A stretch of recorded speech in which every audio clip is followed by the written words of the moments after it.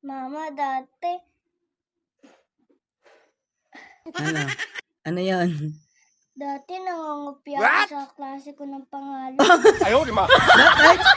Eh, kahirap dati ng pangalan ko, yung pala madali lang. Eh, kainaman ka rin naman. Eh, bakit naman nga ngayon ko nalaman na nangungupya ka pala ng pangalan sa kaklase mo? Ha?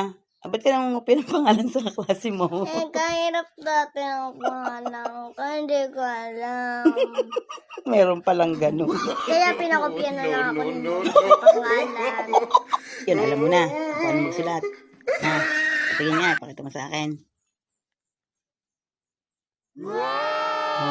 Oh. Ay, marunong na nga. Aba, pag hindi ka pa natuto, ay kainaman ka. Ay ba, yung pangalan ng sinusulat mo, siya ko pupuntahin dito. Aring batang aray noong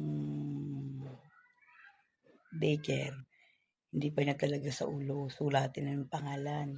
Tapos ngayong nag-kinder, tapos nung nag-kinder,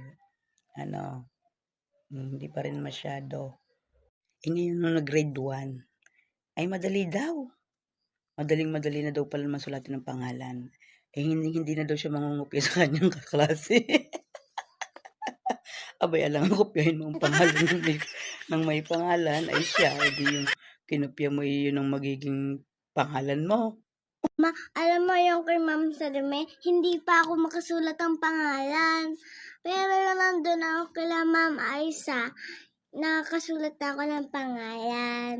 Tapos, ngayon nag-grade 1, Nakasulat na din. ngayon, easy na. Yeah.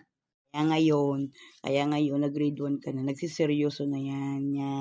Nag-aaral na yung mabuti. Kaya maganda nag-aaral, di ka?